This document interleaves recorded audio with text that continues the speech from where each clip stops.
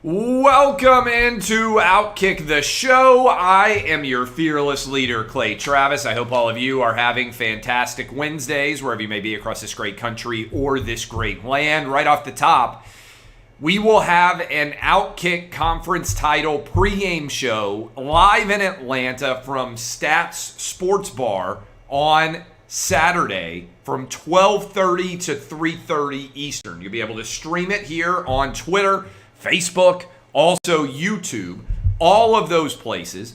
And you'll be able to come watch us live if you would like. If you're going to be in Atlanta, you're a Georgia fan, you're an Alabama fan, if you just live in Atlanta and you want to come watch the Outkick show and participate in some of the pregame festivities, we'll have giveaways, we'll have great guests. We'll be live in Stats Sports Bar from 12:30 to 3:30. I will be live on the final hour of the show, hanging out with everybody from 2:30 to 3:30. That is the Outkick show, the final one of the college football season. Will be live from Stats Sports Bar on Saturday. Look forward to that. I want to thank you guys for all of your support for the Clay and Buck show.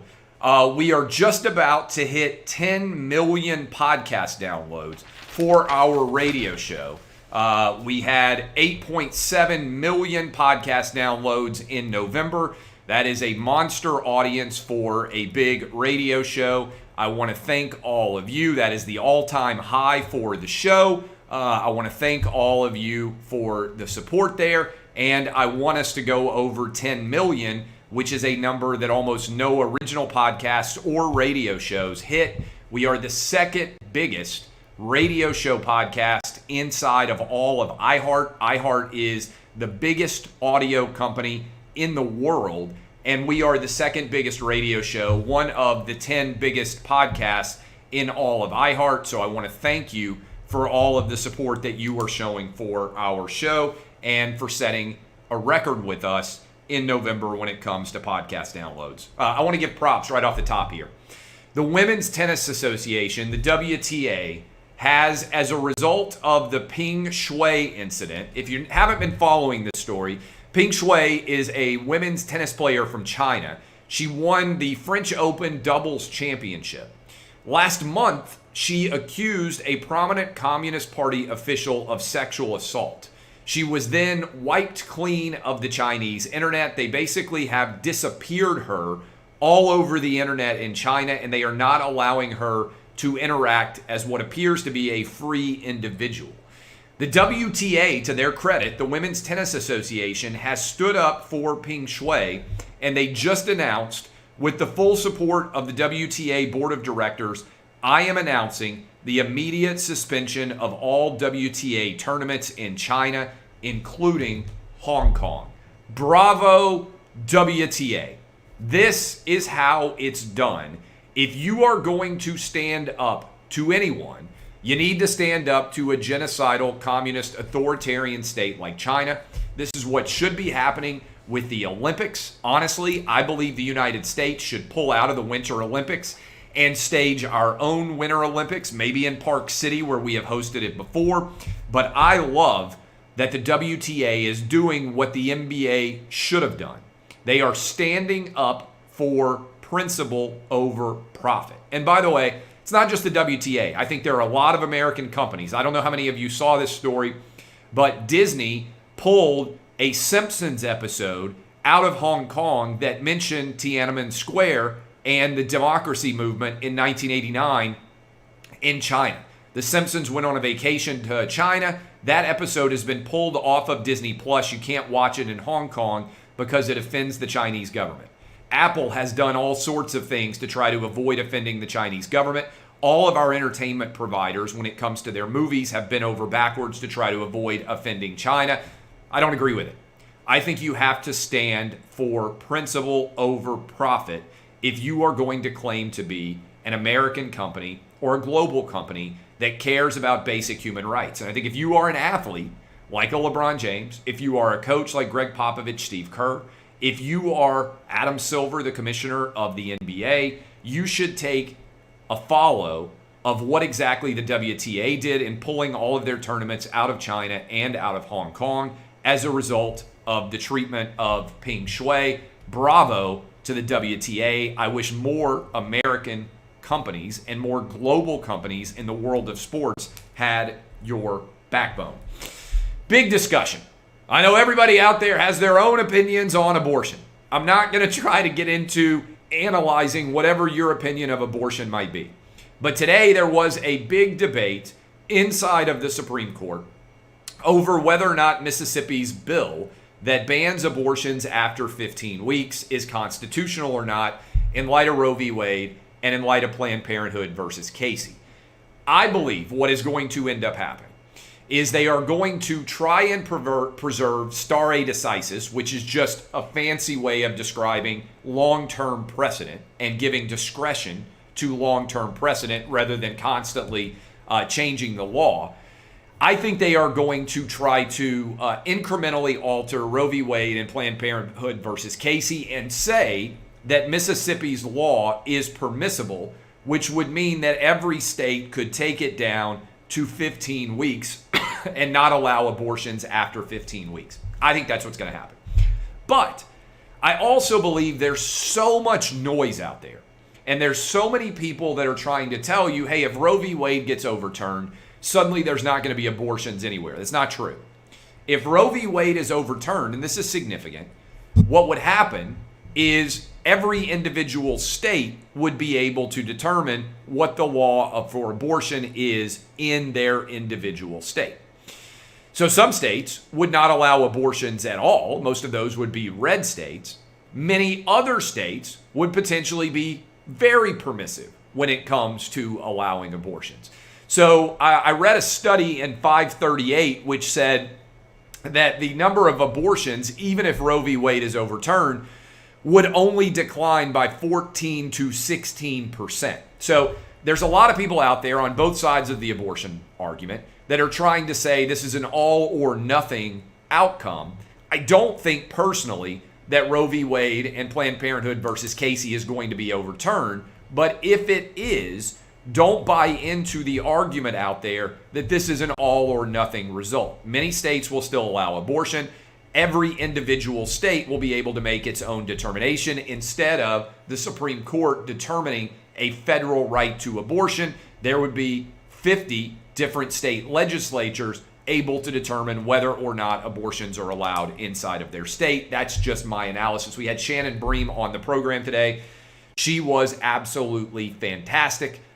She's great. She's a Supreme Court correspondent for Fox News. She also has a show in the evenings. So much credit to Shannon Bream for her analysis of this case as well. I appreciate everything that she is doing for this situation. Want to continue and tell you right now about my friends at Pure Talk Wireless. They have got an absolutely phenomenal offering right now. If you use the promo code OUTKICK, you can get hooked up with 50% off your first month. All you have to do is go to puretalk.com and use the promo code OUTKICK. What does Pure Talk do? Well, they will save you a bundle on your cell phone plan. You can keep the exact same phone if you want, exact same phone number, exact same towers that will provide service, but they're going to get you hooked up and save the average family $800 a year. My own son, my 8th grader, is on the Pure Talk Wireless network. He has been absolutely in love with this offering. He gets unlimited talk, text, and 6 gigs of data for just $30 a month. You can keep your same phone, like I said, or you can get a brand new iPhone 12 for $479. They also have the iPhone 13. You can get hooked up in a big way, 30-day risk-free guarantee, so you don't have anything at all to lose. All you have to do is go to puretalk.com, use the promo code OUTKICK. That's puretalk.com, promo code OUTKICK. Get signed up today and save a bundle. Want to give a shout out. In-N-Out Burger in California. I know that a lot of you are big fans of In-N-Out Burger. They are refusing to implement the California vaccine mandate because they don't believe it's constitutional. I want to give a shout out to In-N-Out Burger. If I were right now in the state of California, I would go straight to In-N-Out Burger and get myself a brand new fantastic burger. I give them credit for standing up and being unwilling to enforce the vax mandate. According to an investigative report, by the way, this is where we're reading this from, In-N-Out didn't require or request proof of vaccination for indoor dining. And In-N-Out Burger says that they are not going to do it.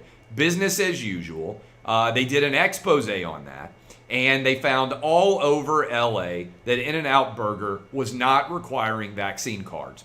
In-N-Out Burger has previously said, "We strongly believe in serving all customers who visit us and making all customers feel welcome. We refuse to become the vaccination police for any government. You have the right to eat here or not.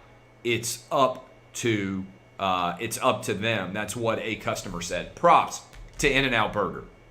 I'll talk about Omicron in a moment, the newest variant, and what we are learning about it. But first, LeBron James has tested positive for COVID despite a double vax. That is reportedly the case with the Lakers star. He is out now for up to 10 days. LeBron is soon to turn, if he hasn't already, 37 years old. We also have had Mike McCarthy test positive. Lots of other NFL players. I believe there are 29 NFL players that have currently tested positive for COVID. It's not going away. It's never going to leave. The idea that we could vaccinate our way out of COVID has been proven to be a falsehood. I'll give you an example. Vermont is one of the most vaccinated states in all of the United States, and it still is the case that Vermont has got a massively high rate of hospitalization. In fact, hospitalizations in Vermont have reached an all-time new high despite 99% of seniors fully vaccinated and around 65% having already gotten their booster. So Vermont, which is one of the most vaccinated states in all of the country, one of the most vaccinated places in the world, has just hit an all-time high when it comes to COVID hospitalizations. And what I point out about this, by the way, Florida has the lowest rate, even though most people aren't talking about it. What I would talk about this in a significant way, and why I think it's an important story, is because it proves that you can't vaccinate yourself out of COVID. That this Dr. Fauci idea that if everybody just got vaccinated and everybody got boosted, that COVID would go away is not true. And they are selling you an artificial bill of goods. And there's lots of prominent people, LeBron, Mike McCarthy, any number of prominent athletes all over the country and coaches who have already had COVID yet are testing positive after the double vax. And a study out of a prison found, interestingly, that there was no difference in the rate of spread of COVID whether you were vaccinated or unvaccinated. Now, the data does suggest that if you are vaccinated, you are more protected against hospitalization or severe health issues. I told my own parents, get vaccinated. They're over 75. I told my in-laws, hey, you should get vaccinated. I also told them, hey, you should probably get boosted. But that doesn't mean that I'm going to do it for my children. I look at the data, I analyze risk, and the data reflects that children are not at risk, that people like me who have already had COVID are not at risk. And so I think it's important to talk about the data in a significant way. Omicron is now the newest Delta variant, which sounds a little bit like a transformer. It is now in California. A person traveling from South Africa on November 22nd has tested positive in California for the newest variant of COVID. Now, we don't know how much this new variant is going to spread. We don't even know, frankly, whether the new variant is more dangerous than Delta, whether it is going to create more issues for us as a country. But what I would point out is how inconsistent the logic is. The Biden administration is reportedly, according to the Washington Post, prepared to require anyone coming into the United States to have a negative test within 1 day of arrival. Well, that wouldn't have mattered, by the way, for the person in California because they tested positive 7 days after they returned. But also, it's not even being applied at our southern border. Our border is a sieve. People can come right across the border with no issues at all. and yet we are not in any way restricting their ability to enter the country. We aren't mandating vaccines for illegal immigrants. Dr. Fauci was asked about that, said it was a different situation, but I don't really think it is. If you or I go down to Mexico, before we can fly back into the country, we have to test negative for COVID now under proposed rules that are going to be in effect. But if you or I walk across the border and we are non-citizens and we are illegal immigrants, we aren't being tested for COVID most of the time at all, unless there are symptoms present. Given the fact that many of the people crossing the border are young and asymptomatic, that means we're allowing people into our country with COVID on a regular basis and not requiring anything of them at all. That, to me, is a fundamental failure of border security as it pertains to every level, but particularly the hypocrisy of COVID is glaring. I thought this was a positive sign. There's lots of talk right now about people having different opinions and about the massive difference in our country as it pertains to so many different issues. But did you know that 72% of Americans believe China lied about the origin of the coronavirus? This is a new poll that came out. And what they found was 72% of Americans believe it is likely, 42% of those people believing it's very likely, that COVID came out of a Chinese lab. And as if that were not enough, it was consistent whether you were a Democrat or a Republican.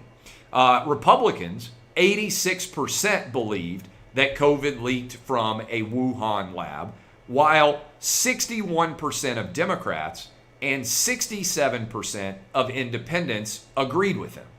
So monster majorities, because if you get over 60% in this country of both political parties agreeing with anything, monster percentages of the political parties believe that COVID leaked from a Wuhan lab.